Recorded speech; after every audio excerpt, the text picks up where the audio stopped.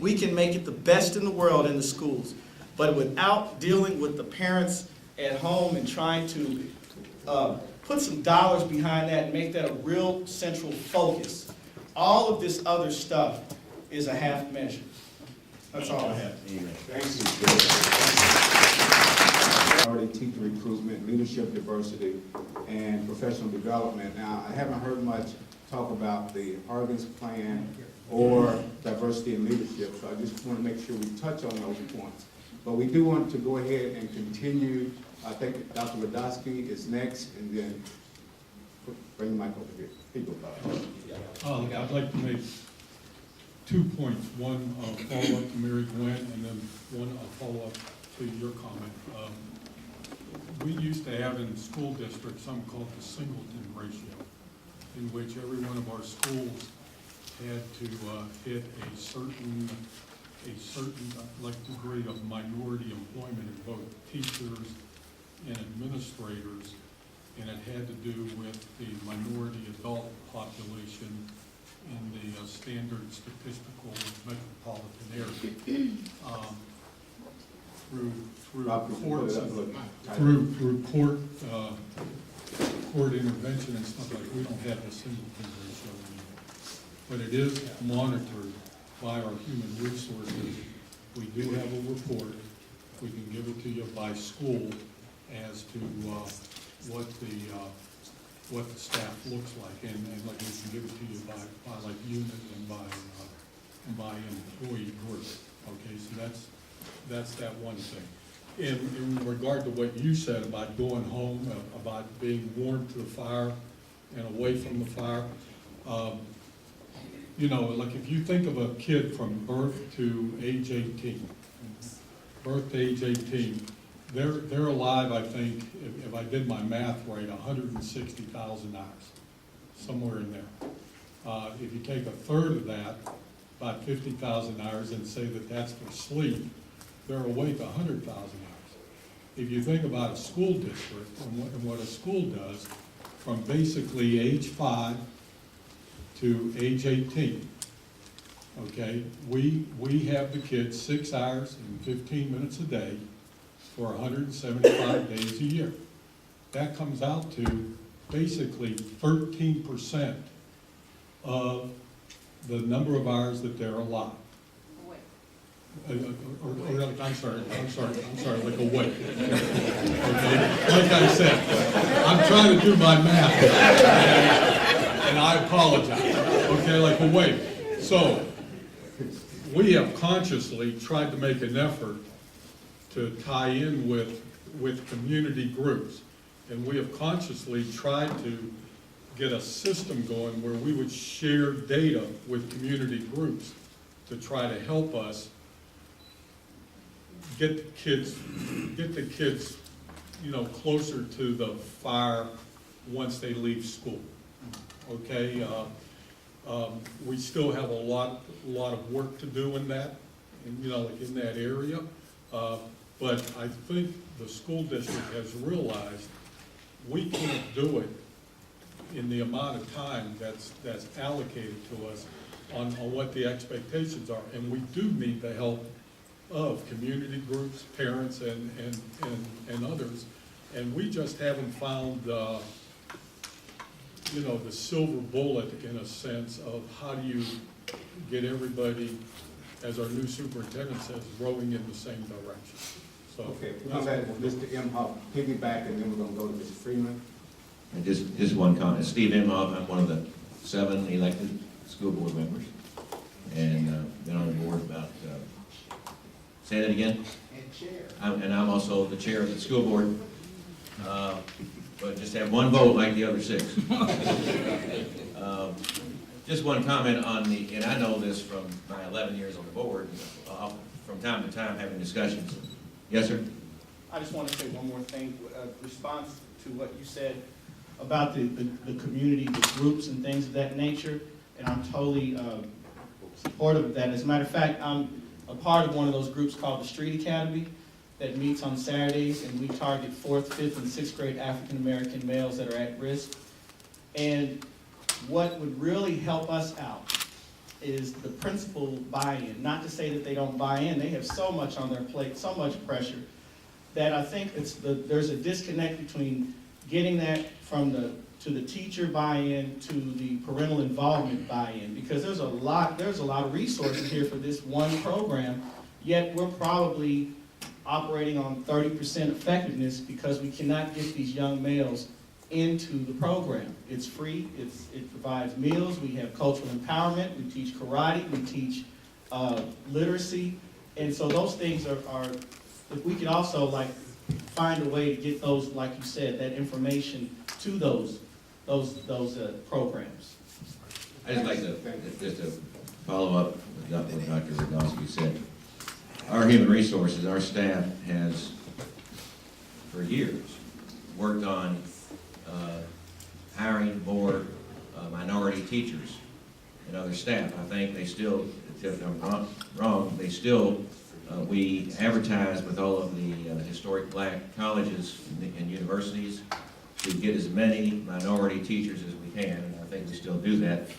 But like everything else, it gets tougher and tougher all the time. And one other comment, the teacher, a friend of mine is a teacher at one of the high schools, and he told me one day about a year ago, he said, Steve, he says, teaches science. He said, Steve, I've got these classes, I've got third and fourth period, whatever, they do a great job, and the kids listen to me. The other class has too many low-income kids in that class, regardless of what part of town they're from, and they don't quite listen to me as much, and that's obviously our biggest problem. So he said, and I'm right, so then on third and fourth period, you're a great teacher, but in the second period, you're a lousy teacher. But when I came on the board 11 years ago, friends of mine were talking about tracking, and at the end of the bus ride, what are we doing? We really need to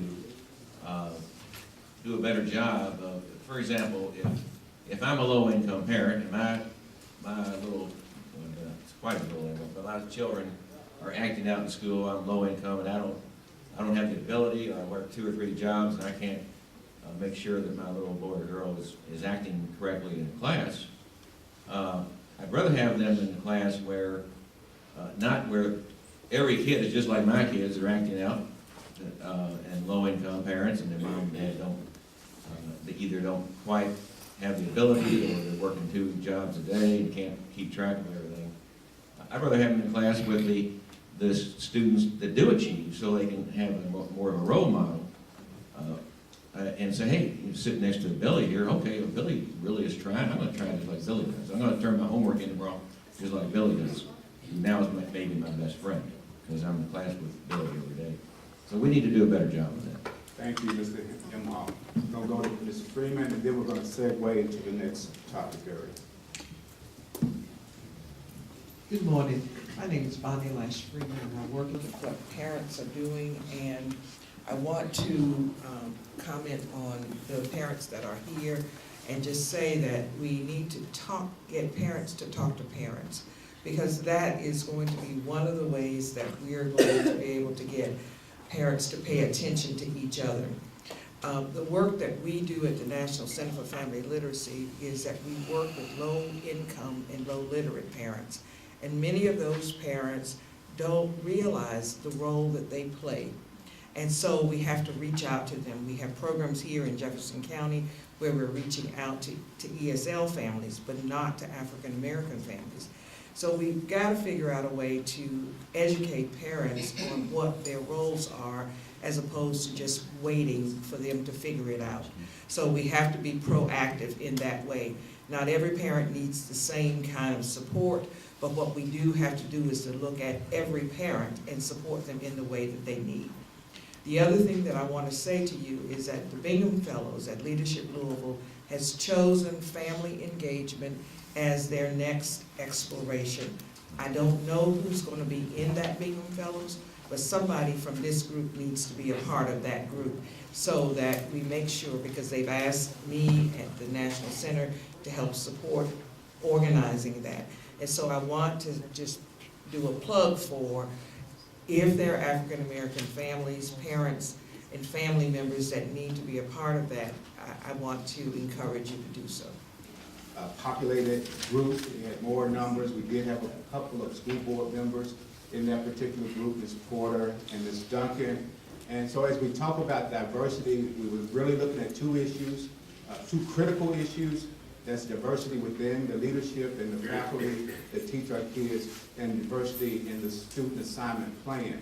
But I do want to say, as we wrap this segment up and as we move this agenda forward, on behalf of myself, and I think some of the other members of AAI, we're advocating diversity in the student assignment plan, but not at the expense of student achievement. So as we move that agenda forward, we're really concerned about making sure we do have diversity, but we don't want student achievement to suffer on account of it. And we don't want to do diversity just to do diversity if it doesn't impact student achievement. Student achievement is paramount. So moving into post-secondary attainment, our facilitator for that track was Dr. Tyler Oldham, and she's going to sum it up for what happened in that track.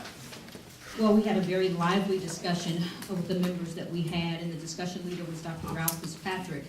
And I think a lot of things that have been shared really are apropos for our topic section as well. So I'm just going to kind of digest and go over some of the topic space. What we really thought about in discussion, because our discussion was very interactive, was the culture of schools. The culture of schools must radiate education. It must have rigor, and we cannot allow our schools to create a culture where education is not paramount. And as you shared, that we must have school teachers, all educators, talking about and not allowing any of our students to fail.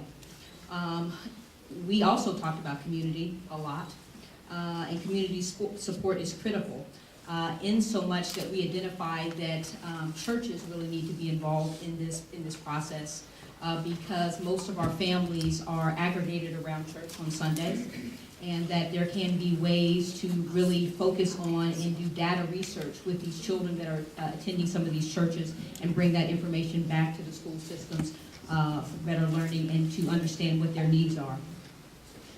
There are programs out there, this came about that many people in our group said that there are programs out there, but what is very interesting is that the parents and children who really have the resources are a part of those programs, and that the children who actually need to be in those programs either do not have the information or are not involved in the programs.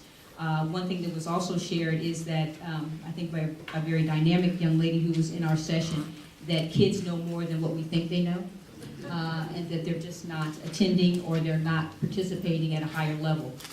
So I think that's something to think about. One thing that I think was also important, it was evaluating youth and gaining data, again, from the churches. And also, a gentleman shared, and please listen to this in a very loving way. He admitted that a lot of the parents are not involved, and not always involved, and that we need to find ways to integrate other systems, which are churches, which are community, which are family, which are neighbors, into that process, in the fact that there may not be family members that are involved in their children's, their life. One thing that was very, I think, important to mention was that the best seasoned teachers need to be at those critical schools that are not achieving as well. That those seasoned teachers that understand education, that understand cultural diversity, that understand cultural competence, that understand the needs of the students need to be in those challenged schools and not at the best schools. And the next, we had the opportunity to really go over the 55,000 degrees and the 15K. And I think what is very interesting is that it was revealed that funding really goes to the schools that are challenged. This program needs to have money being thrown at it so that it can be achieved. It was also talked about by Dr. Ralph Fitzpatrick, who was in Washington, that this program is getting some notice. And so if funds are put behind this program, then it can be achieved. It was made clear that some of the schools are given funding when they're doing bad and not when they're doing, well. And that also that this program is also oriented to adults that are coming back to school as well. And I think one thing, she was sitting over there, that she mentioned that, and I know this to be a fact, that if education is not prominent, then prison is kind of the next point of prominence. And most of the prisoners that are incarcerated have a lack of education. but they're also prisoners in colleges, and I have to ask you this, if this is true or not, because I'm not sure of this, that they're also prisoners who are achieving bachelor degrees inside a prison. I don't know if that is something that's going to be counted in the 55,000 degrees process. Still in our community in 2020, yes. All right. Another thing was the need to challenge the junior college reentry program. There are, if you look at the new focus, the new way that young people learn, there are remedial processes that need to occur for young people to make it into college. And so one of the people that were participating was from this particular college, and they are one of the remedial points for helping people get into college. But one thing that was brought up was that the brand identity, a lot of times people like to say, I'm in U of L, I'm in UK, I'm in those schools. And if they're in another place, it doesn't give them the same goal and, anxiousness, as well as, it's not really anxiousness, but the same ability to say that they're in college. So that was also important. And helping those students to know and finding out some way in policy that when they're in these remedial programs, a lot of their credits are not being transferred into a college program. That is a loss for some of these students. Without that transition, or without counting those credits, a lot of those students may drop off. And of course, at the end, my teammates will be able to talk about that. So that's a discouraging point as well. Another part of that was looking at the technical criteria for education, and learning that a lot of the technical degrees or the technical process, or that silo is somehow demonized, and that it is something that we need to really start to think about. And as I shared, across the world, for example, in Germany, there are programs that allow people to have technical degrees that actually come out making 90,000, 160,000 euros, which is far beyond what the dollar is, working for companies like BMW. We have not started to focus on that kind of thought process here in America as well as we could. But also emphasizing that technical degrees are not bad, that they're something that we should think about and something that we should do. And I think I'm going to cover some of the bullets here, but that the community really needs to, to really think about how to increase the community thought process. Someone shared, it was really actually our scribes, and she said, we really need to say what's in it for them, what's in it for them. She shared that because if we don't communicate what's in it for the student or what's in it for the family, then possibly they won't get the message. And so kind of summarizing some of the other things was looking at high school to determine the status, to make immediate changes to focus the approach. Coming back to the high schools and finding out where those students are at the actual real-time place that they are, and making changes so that they can actually start to refocus, re-strategize to go into college, that it's not too late. But someone who's sitting right there who's going to look at me, and I'm going to share your point, she said that it is very important that we start to think about this at a younger age, really at the start of education. We cannot wait to high school to start getting these kids ready for college.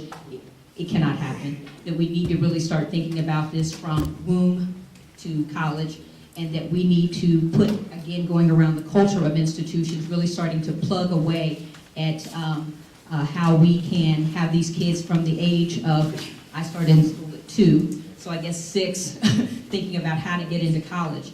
I hope that summarized your point very well. Also, looking at the national standards. It's not enough to look at what's happening in Kentucky, but these kids are competing with a global workforce and a global field of study. So looking at our standards against the national standards as well. And just to, kind of highlight or chime away at some of the bullet points that are on the screen here. Looking at number 3, the failure of students to be engaged in programming for college prep was key. In the African American community needs to be more engaged and responsible for the mindset of our youth, which means family, faith-based community centers, and neighbors. When we look down to the next section, which is the ways to address the challenge to build in college prep during high school tenure, JCPS being open to partner to find ways to improve the situation, to tailor pre-college courses to meet the needs of students in high school. Additional African American presence in JCPS as teachers, counselors, and principals are key. If you go down to the 55 degrees area, finding financial outside resources to help adults return to school. Going to the next page, and I don't know if that's there or not, but to inform the general public about the benefits of post-secondary education and the shortcomings of today's school disparity. And one thing we did talk about, which we didn't really have a lot of chance to talk about in full length with this, was the technical education, and I'm just going to share a point. That business involvement really needs to be key in education, because these kids come out and they go into the business field. So getting their feedback as to what are the educational matrices that they need to be thinking about, and what are the new fields of work that are coming out there that we can then create educational tools to help those kids to learn more. I'm in the green energy business, and one of those was a part of that, is the energy, technical, nanotechnology, looking at those robotics, looking at those fields that are coming into the industry that our kids may want to learn and know more about. And then in conclusion, looking under the outcomes for increasing graduation and completion rates, moving reading goals from the 3rd to the 2nd grade, a closer relationship between high school and post-secondary educational entities, creating those bonds to look at performance, standards, and diversity. And then lastly, engaging individuals. Again, I'm going to summarize our point to ask what's in it for me. And I think you have on your, as a part of the 55,000, there is something called Count Me In, that people can get involved in, is the next step to be a part of that community process. So thank you, Dr. Odom. That was an excellent summary. We want to explore this idea of post-secondary attainment a little further. We know that that's a major focus in our community with the 55,000 degrees and the 15K component to that. I found it interesting when we were at the opening ceremony that Dr. Blank Hudson gave us a clear definition based on his research of what it means to be college ready. And it's a new definition because as a practitioner, working with students in an out-of-school time environment, we've always advocated to students that to be college ready, you must have the GPA, 3 or higher, you must have the ACT score, 18, 20, and up, and in order to be considered college ready, because that's what admissions officers tell us. However, Dr. Hudson's definition is you must be ready to pass English 101 with at least a B, Math 105, which is finite mathematics, with at least a B. Now, you have to get to college to even enroll in those classes, so there's a little bit that needs to be adjusted, but just want to explore the whole idea of college readiness a little further. We know that Mary Gwen Wheeler with 55,000 degrees is providing great leadership to that effort. 15K has mobilized, and we have great leadership from Ray Helton, who is also with the University of Louisville. Dr. Frank Smith is here, who's providing leadership with the 15K Faith Action Team. So let's explore that a little bit more. Maybe start with Mary Gwen as some additional reflection, and then we'll bring in others.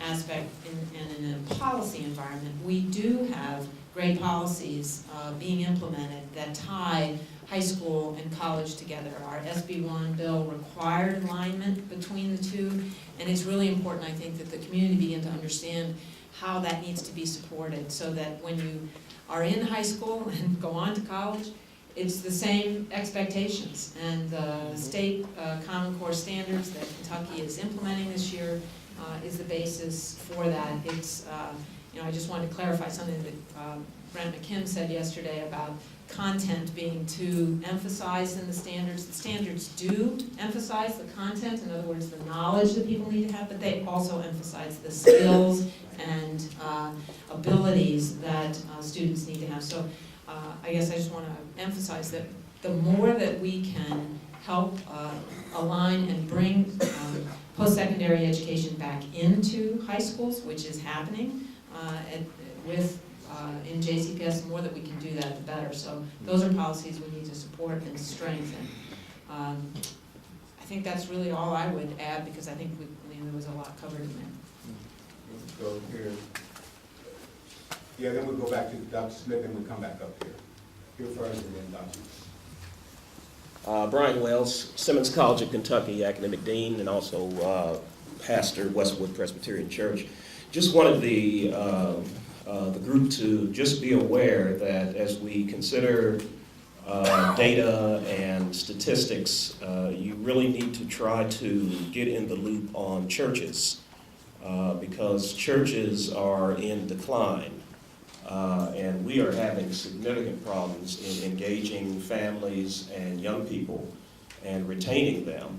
Now, we do have some mega churches in our city that are engaging and retaining very large numbers of young people.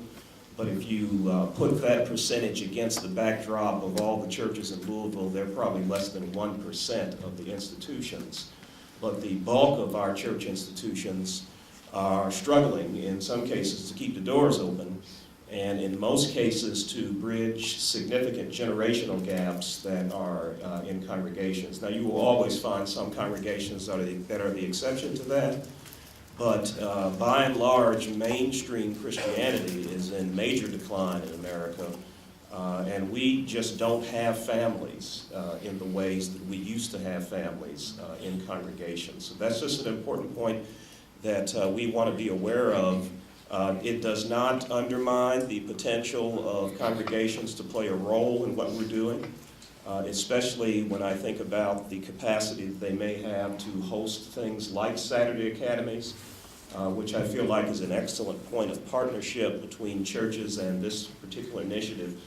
But we do just want to be aware that churches are having the same problems that schools and other institutions are having with regard to young people, families, and educational achievement. Now, those young folks that we tend to have are probably not the children that are struggling in the systems, but they're going to probably be those that are having greater success because of the institutional support that they will find in congregations. That's not going to probably be the case with every child, but for most of them, they will probably be the students that you're having the least amount of problems with and that are going on to college and doing well. But congregations are, we're really looking to learn from this process just like everybody else is, because our churches really are a challenge, and I'm sure that at a funeral, which became more engaged for my schedule. Was not able to get back, but I really wanted to be a part of this. I appreciate the perspective of Dr. Wells and what he has shared. And I think that it leads us to think creatively in the African American initiative to provide a new wave of leadership to resolve this challenge. I have said that I think the day when the schoolhouse and the church house separated, we began to see many declines on both sides. The faith community and the school systems began a decline. And when I think about policy, I hope that we would come to, with all this talk in our country about diversity, this, that, and the other, I hope that we could move away from a separation of these entities to at least under the radar finding innovative, structured ways for each to empower the other.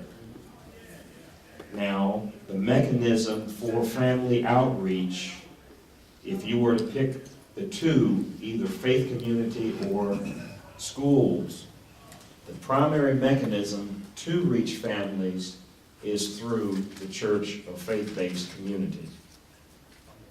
And we have to really talk about this, and some of the things Dr. Wells has said, you know, as we're looking into 15K, one of the things that I want to see, a vision that I have, is to see one of the components we do know that churches have is an educational component. There's always been a Bible school, a Sunday school. The entity for education is there. And we need to find ways to make this a 24/7 process with out-of-school time programming and empowering Sunday school teachers or Sabbath school teachers or whatever faith-based tradition, the educators in that tradition need to form linkages to the school system. And the school system should intentionally look for how can we engage the faith community. Rather than a sidebar, it should be in the mix together when we talk about community engagement. And more than identifying, I see they're identifying ways to get the faith-based community involved and sustain their involvement. As Dr. Wells has said, how can we empower their involvement? Now, if I go in many of the churches, the Sunday schools do not have this technology. We need this technology in every church. Okay? So that when we're working with schools, with children out of school time, when they come into church doors for out-of-school programming, they need the same technology. And we need trained and skilled workers in the community-based programs to form this linkage. So there should not be a time warp when the kid is in school and when he comes to church, the educational process changes, because that's where we empower grandmother, mother, children, grandchildren in one entity to pursue lifelong learning. We can push that in the faith community. So I'm excited about what is happening with 15K and the Faith Action Team. How many faith leaders are in this room? I want to make sure that I identify. If you could just raise your hands, faith leaders, stand up because I can't see hands. Because we want to make sure that everyone is a part of the Faith Action Team for 15K. Good to see you. If I can amplify, Doc, faith leaders would be if you a deacon, trustee, Sunday school superintendent, you provide leadership in the church. Doesn't have to be the ordained pastor. But it also includes other faiths as well, right? Yeah. Absolutely, absolutely true. Couple more in the back. Over here, and then we're gonna do two more, where we're at, here and here, and then we're gonna move to the next section. Sean Barker, 291. I was listening, I was taking a few notes down. I just want to make sure that we inject a few things in this conversation in regards to, I keep hearing about parents, getting parents involved. I definitely appreciate what you were saying about the teachers. But in this conversation about parents, I hope we don't exclude fathers. I think even when I heard you speak a second ago, very good point, but even in your point, you said the mother, the grandmother, the children. And again, I want to make sure that we include the father, so whatever that looks like. Now, but in addition, again, I want to put some points out there. I don't know where it's going to go when I do this, but also I think we need to be mindful or keep in our minds those who are in trouble with the law. I mean, the people who have records. Because we keep talking about parent involvement, and in theory, we give a good dialogue, but in practicality, we don't. So if I have a record and I want to be involved in my child's life at school, in theory, we're going to say, well, Sean, you can go and you can have a parent-teacher conference, but in practicality, it's not welcome. Because if I go back to what you were saying in terms of that culture, let's say I want to do everyone reads. Well, yeah, I can read to my child at home, but if I go to that school, that's a bigger impact for my child, because now my child can say, hey, that's my dad, right? Well, that's my mom, because we got to keep in mind, I think we often think it's just the fathers, but we have an increasing number of mothers who are entering the system. And just in case we're not familiar with that number, we're talking about 10 million kids by 2015 will have a parent who's been incarcerated. So if that's the case, then we have to look at what percentage of that impacts our community. So if we don't find a way to implement this into this policy that we're talking about, and that conclusion, that conversation about churches, the conversation about parents and teachers, then I think we're doing ourselves a grave injustice. And also one more thing, wasn't here yesterday because we had our 4th annual conference, and we were also able to have a workshop on this education component. It was 291 Father and Family, our 4th conference. But with that, we kicked off yesterday our official unveiling of Teen Fatherhood University. That's 24 and under dads. Now you're probably saying, well, Sean, why is that important for this conversation? Because it goes back to that other component where we talk about 55 degrees and those non-traditional methods of getting kids into college, because what I'm working on now is a relationship and a partnership with any institution who's willing to embrace it. And I think JCC may be doing that when our kids, our young males graduate from TFU, which is a 10-week evidence-based curriculum, when they graduate from TFU, they will then have college credits, which in essence makes them feel like, you know what, I can do this, and that conversation gets going as well. So thank you. I'm the Director of Community Relations and Research at the Arts Council of Louisville. The topics that we mentioned earlier, the gentleman that's a teacher, he said about comfortability or being in front of the fire.